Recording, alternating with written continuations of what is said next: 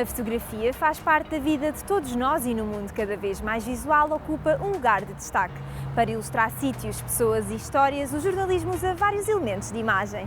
Com a Covid-19, o mundo mudou e a fotografia também. Neste período de incerteza, ser fotojornalista exigiu um maior poder de criatividade, até porque o fotojornalismo foi obrigado a encontrar outras formas de documentar uma nova realidade, mas com restrições.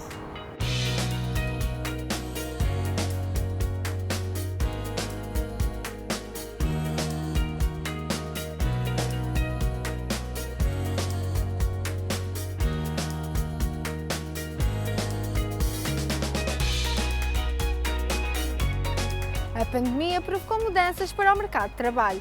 Os profissionais tiveram de se reinventar e adaptar-se a novas condições. Foi o caso dos fotojornalistas Miguel Lopes e Gonçalo Borges Dias, que criaram o projeto Everyday Covid. O repórter E2 dá-te a conhecer esta iniciativa e a adaptação dos fotojornalistas aos desafios em tempo de restrições. Começa agora um retrato fotográfico do dia-a-dia de um país em pandemia.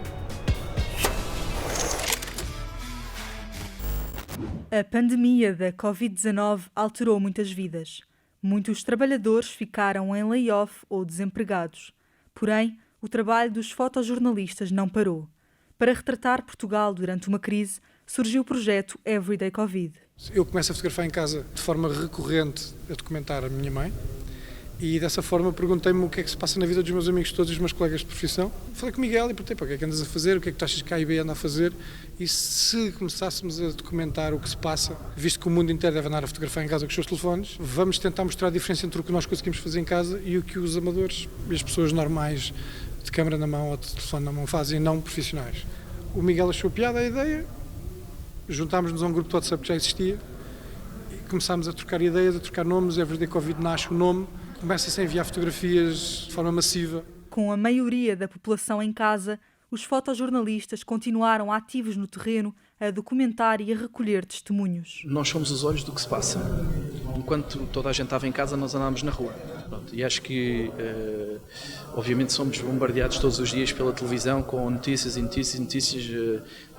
Se calhar 90% do telejornal é Covid, Covid, Covid. Em termos do nosso trabalho, nós temos, eu acho que é perpetuar uma memória do que está a acontecer, o mais isento possível, e é para a memória futura. O projeto, que se iniciou no Instagram, ganhou destaque na área. As fotografias fizeram parte da exposição Diário de uma Pandemia, que teve lugar na Galeria CC11, em Alvalade. Eu acho que foi em geral, muito bem acolhida na imprensa nacional. Eu acho que toda a gente está a gostar desta exposição, toda a gente está a ver que isto foi e é uma exposição importante no sentido de que há muitas pessoas que disseram que era uma exposição para a história, entre aspas, para ter um testemunho do que aconteceu, do que Portugal viveu. A par da exposição, surgiu também o livro Everyday Covid, Diários gráficos em estado de emergência. Tínhamos muito material, tínhamos muitos fotógrafos, muitos deles colaboraram, toda a colaboração foi sem qualquer retribuição, muitos deles em situações muito precárias, porque o panorama nos jornais, nos fotógrafos é muito mau. Os fotojornalistas uniram-se para documentar a pandemia. Trata-se de uma classe profissional que continua a enfrentar várias adversidades. E a sociedade, hoje em dia, não lê os jornais, não vê fotografias, não vê fotoreportagens, e acho que esse é o maior problema que nós nos deparamos, e a falta de trabalho, também porque não conseguimos mostrar o nosso trabalho e os jornais não conseguem divulgar o trabalho que existe no fotojornalismo.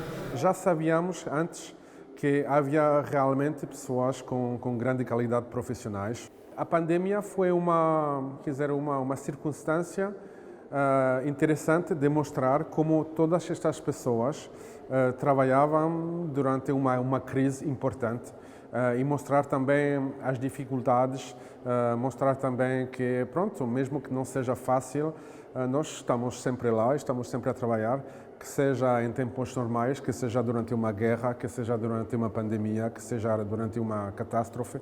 Este projeto realça o trabalho dos fotojornalistas. É responsável por captar a realidade que tem marcado Portugal no último ano.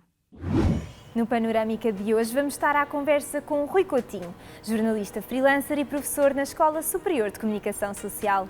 Já foi editor de fotografia do Diário de Notícias e fotógrafo de estúdio nos Estados Unidos da América. É através da sua experiência que vamos perceber como funciona o fotojornalismo em Portugal e no mundo.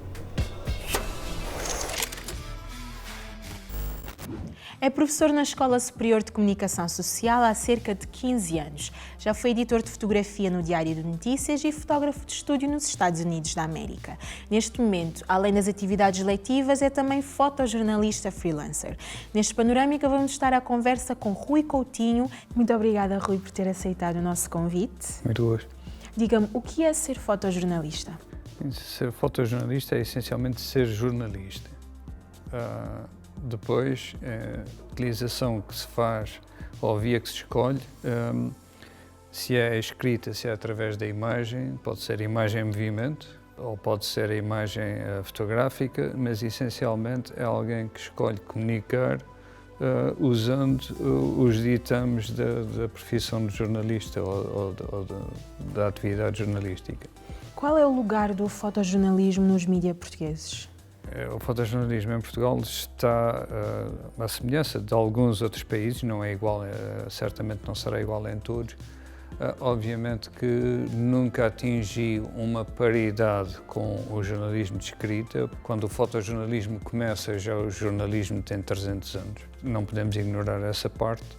E obviamente que dentro do cenário económico e financeiro dos órgãos de comunicação portugueses, o fotojornalismo não diria que está, não vou dizer que está pelas ruas da amargura, mas obviamente que tem muito menos oportunidades, não só oportunidades de espaço de publicação, como também menos oportunidades de efetuar reportagens que de certeza muitos deles gostariam de fazer.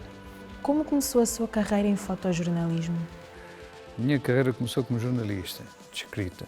No final dos anos 80 dediquei-me à fotografia de moda, depois voltei para o jornalismo e nessa altura, como congregava conhecimentos de informática, de inglês, de fotografia, de várias coisas, acabei voltando concentrando-me no fotojornalismo.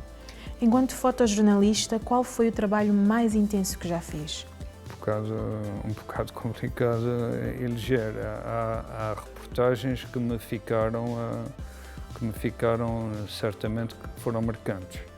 O 11 de setembro é marcante porque ainda vivi nos Estados Unidos 15 anos, por conseguinte, ver Nova Iorque, uma cidade que eu conhecia, tinha trabalhado em Nova Iorque, ver o estado em que aquilo estava a seguir ao 11 de setembro, essa foi marcante.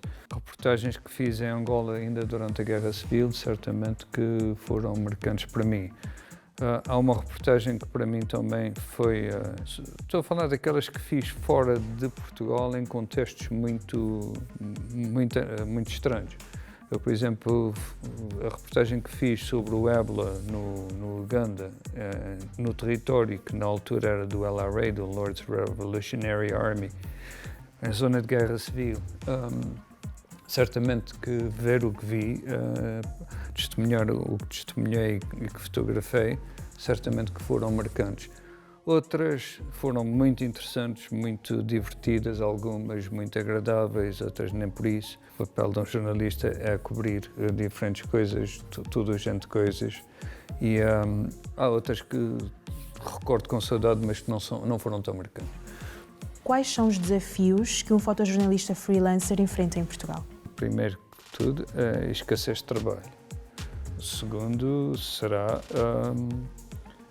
aquilo que se oferece pagar a um freelancer em Portugal. Por conseguinte, digamos que já vi tabelas e já vi propostas de pagamento que eu consideraria ofensivas, o que eu rotularia de ofensivas. Por conseguinte, este é o primeiro desafio. Segundo, a falta de meios de comunicação que investam, nomeadamente a nível do mercado de revistas em Portugal, é paupérrimo. Por exemplo, enquanto nós vemos edições mínimas a nível não só de tiragem, mas de número de páginas. Por exemplo, uma revista de domingo de um jornal italiano como El Repubblica ou Corriere della Sera, né? Se for preciso, tem, nessa altura de Natal, que é uma altura em que as revistas têm mais páginas, estava a ver a edição do Corriere della Sera da semana passada, tinha cerca de 280 páginas. Em Portugal, isso não estamos nem aí. Como é fazer fotojornalismo em tempos de pandemia? Em termos de pandemia, é muito limitado, porque depois caímos em estereótipos estereótipo do equipamento de proteção, da máscara, da foto do hospital, etc. Por conseguinte, são muito poucas as imagens que nós, nesse momento, vemos ao fim de um ano quase de pandemia, que nos trazem surpresa. Há muito pouco de novo a ser feito. Obviamente que as limitações de acesso, as limitações de espaço, as limitações até da própria privacidade das pessoas em situações de doença, por exemplo, etc., criam muitos obstáculos. No entanto, no meio disso tudo, tenho visto algum material que é interessante. Os fotojornalistas têm contribuído para consciencializar a sociedade acerca da dura realidade vivida em tempo de pandemia? Eu acho que sim. Acho que tenho visto... Há um trabalho que começa a vir ao de cima porque esta realidade também começa a ser gritante, que é a da crise social inerente à pandemia.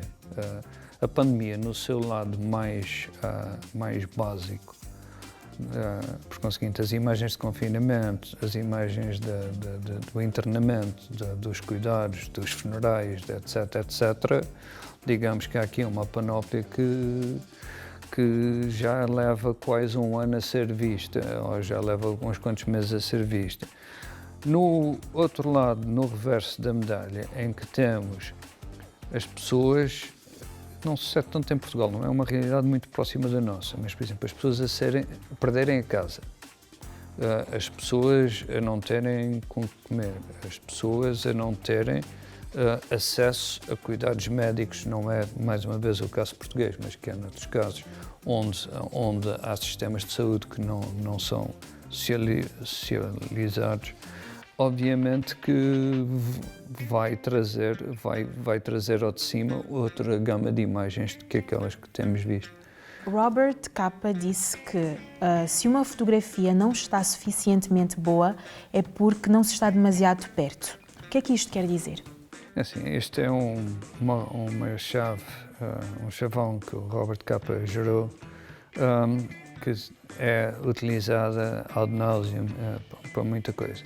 Eu acho que o estar perto de uma fotografia, para já, é preciso perceber que o perto fisicamente, ou perto mentalmente, ou perto culturalmente. Conseguinte, Aldous Huxley dizia que quanto mais se sabe, mais se vê. Por conseguinte, à medida que nós estamos mais perto do tema, mais dentro do tema, mais sensíveis ao tema, aí essa proximidade aí resulta em outro género de fotografia. E na fotografia do Robert Capa, para quem a conhece e estuda essas coisas, o humanismo que ele trouxe à sua fotografia, os seus sentimentos perante as pessoas que ele fotografava, eu acho que é mais essa distância do que qualquer outra distância física que às vezes pretende atribuir a essa citação.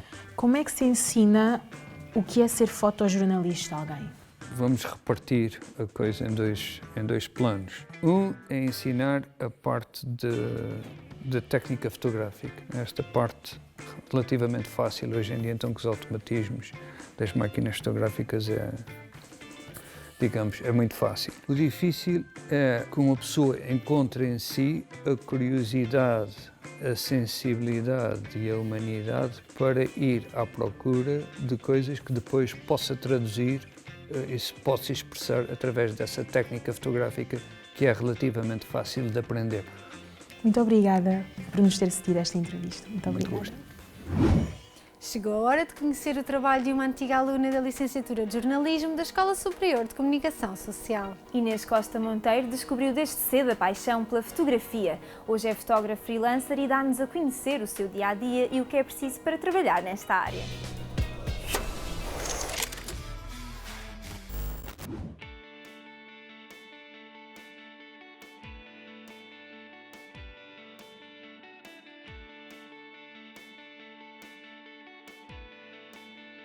sem uma fotojornalista é muito difícil vermos o mundo. É assim, eu acho que este gosto foi muito natural na minha vida. Acho que se deveu muito à minha mãe. A minha mãe sempre me tirou muitas fotografias quando era pequenina, sempre teve máquinas em casa, sempre houve a dinâmica de ir revelar as fotografias e houve um dia que eu me apercebi que se não tivesse aquelas fotografias eu não me conseguiria recordar dos momentos mais importantes da minha vida. E comecei assim a fotografar just for fun, para retratar tudo o que havia à minha volta, viagens, aniversários. Nem acho que se conseguia encontrar vários caminhos para seguir já esta paixão que tinha pela fotografia. Uma delas foi o número F, onde fotografei vários eventos académicos e que me deram uma amostra daquilo que é o mundo real. O mercado de trabalho tem uma curiosidade, que é: não há limites para a criação, não há limites para aquilo que é possível se dar a um trabalho e a ESC se impõe-nos isso desde muito cedo, ou seja, ao contrário de outras faculdades, a ESC leva-nos a querer fazer mais, a querer fazer de outra forma, a experimentar, não só nas aulas, mas como fora. E eu acho sinceramente que é o melhor que a ESC tem, porque não é só a média que interessa, é tudo o que tu fazes durante o curso. Enquanto ainda estava na ESC, ingressei num estágio na NIT, acabei por ficar lá há 3 anos. Entretanto, despedi-me para me tornar freelancer, porque já fazia vários trabalhos com várias marcas, com vários clientes. Sou freelancer há 2 anos e meio, mais coisa menos coisa, e foi esse passo que fez a minha carreira disparar. Crio o conceito que é apresentado ao cliente, obviamente segundo normas já impostas por ele. Depois de passarmos à análise de orçamentos, acabo com a fotografia final também executada por mim. Enquanto que num trabalho dito normal, nós sabemos mais ou menos o que é que nos espera e quais é que são as nossas funções, quando se trabalha a nível freelance, nós não sabemos o que é que um novo projeto vai exigir de nós. E é bastante desafiante porque eu posso ir para um projeto simplesmente desempenhar a função de fotógrafa, posso ir para o outro e ser a diretora criativa do projeto total, posso ser só um bocadinho jornalista, posso ser videógrafa, ou seja, todos os dias é uma aprendizagem. Aquilo que eu procuro numa fotografia é, sem dúvida, a quebra de preconceitos e estereótipos, porque acho que é o mais importante nesta geração. Procuro uma leveza do ser e uma naturalidade. Eu acho que a conjugação destes 3 fatores, para mim, faz a fotografia perfeita. Os meus objetivos para o futuro passam por criar uma empresa exclusivamente feminina, não só na produção do audiovisual, mas também um pouco no ativismo. A minha experiência profissional fez-me perceber que o mais importante é mesmo nós sermos nós próprios, definirmos muito bem os nossos valores e perceber até onde é que nós podemos ir. O que é preciso para seguir esta área? Fazer muito, criar muito conteúdo, ser diferente e ser fiel a nós próprios. Todos nós vimos o mundo de uma determinada forma, transportem-no para a câmara. É tão fácil quanto isto.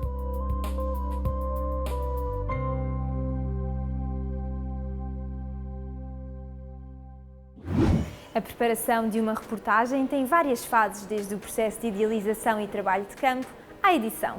Neste making-off acompanhamos a reportagem de uma aluna do 3º ano da licenciatura de jornalismo para a unidade curricular Jornalismo Visual.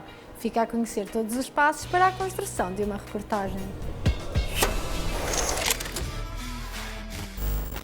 Olá, o meu nome é Michele Coelho, eu sou aluna de 3º ano de jornalismo e estou a fazer um trabalho para a cadeira de jornalismo visual com o professor Rui Coutinho.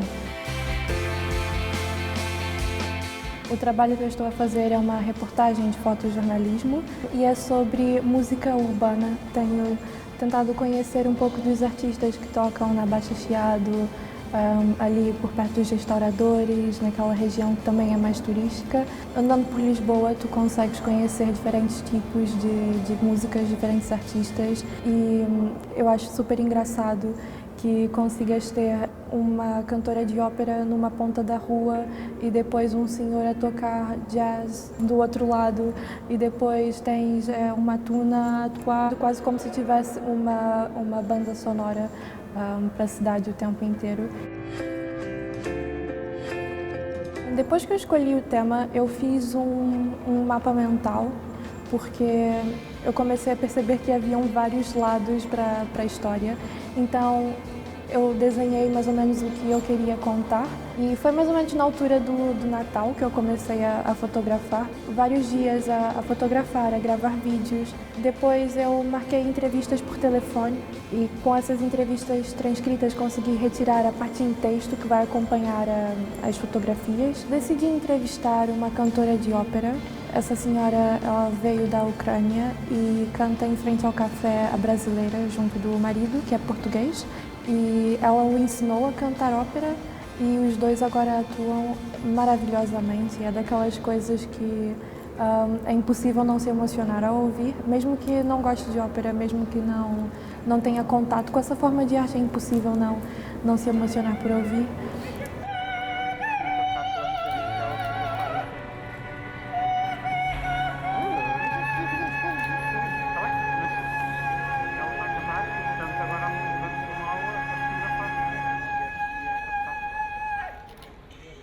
Eu também encontrei um saxofonista no mesmo dia na rua e decidi o entrevistar porque andando ali na rua dos Armazéns do Chiado só conseguias ouvir o senhor a tocar. Depois as outras pessoas que eu decidi entrevistar são artistas de rua que fizeram alguma grande fama depois fora das ruas no YouTube e nas redes sociais. Quando estás nas ruas, pensas que a pessoa vai ser muito mais acessível justamente porque estás ali com ela, mas depois tem esse fator do trabalho delas e não querer interromper o que elas estão a fazer, porque elas dependem daquilo também para poder fazer o dinheiro delas. Então, eu observava assim aquela pequena brecha em que eles vão trocar a música e eu ia e falava com eles e pedia o telefone. A pós-produção, se calhar, não foi das fases mais extensas, porque eu quis também deixar muito natural. A emoção no momento está 99% ali quando fotografas. Depois, na edição, é só aprimorar um pouco, trazer aquele brilho a mais, a fazer aqueles pequenos ajustes que podem permitir que as imagens reais, as pessoas reais, realmente estejam presentes. As imagens que eu tentei excluir foram aquelas com falhas técnicas. Depois eu tive de selecionar aquelas em que eu achava que eram mais fortes, que eram mais impactantes. Também não podemos ter muitas fotos nesses trabalhos porque não vão ser tantas que vai se perder aquele elemento especial de cada uma. Eu acho muito interessante que mesmo em tempos de pandemia consigamos ainda ter essa forma de arte nas ruas, mas eu gostava de poder ter feito esse trabalho numa altura em que as pessoas pudessem conhecer a Lisboa sem pandemia, a Lisboa que tem muito mais cor, muito mais som, que é muito mais viva. Eu acho que o conceito mais importante que eu aprendi em aula foi a questão da iluminação. Porque como eu estou indo em vários dias diferentes e agora no inverno também, às vezes a luz muda muito rápido por causa da chuva, por causa das nuvens, depois já está mega aberto. Eu acho que isso foi, se calhar, das coisas mais importantes saber. A maior competência que esse trabalho me deu foi adaptação, porque o trabalho de um fotojornalista também reside muito nisso. Os momentos não param no tempo para que tu possas fotografar da forma perfeita e da forma como imaginaste, não tem isso. O mundo parou, mas os jornalistas não e perpetuaram a pandemia em fotografia. Esta viagem aos olhos de uma lente fotográfica fica por aqui. Entretanto, não percas os nossos conteúdos exclusivos. Acompanha-nos no Instagram e no Facebook em A2.esques e no YouTube em A2esques.